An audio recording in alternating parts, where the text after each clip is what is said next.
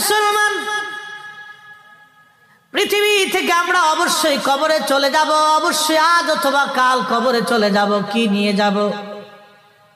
আল্লাহ বলেন, ইয়া আইয়ুহাল্লাযীনা আমানু আমিনু বিল্লাহি ওয়া রাসূলি। ঈমানদার ঈমান আনো, ঈমানদার ঈমান আনো, ঈমানদার ঈমান আনো, ঈমানদার ঈমান আনো। বিল্লাহি আল্লাহর উপরে, ওয়া রাসূলিহি নবীর উপরে, আমার হাবিবের উপরে ঈমান আনো, ঈমান আনো।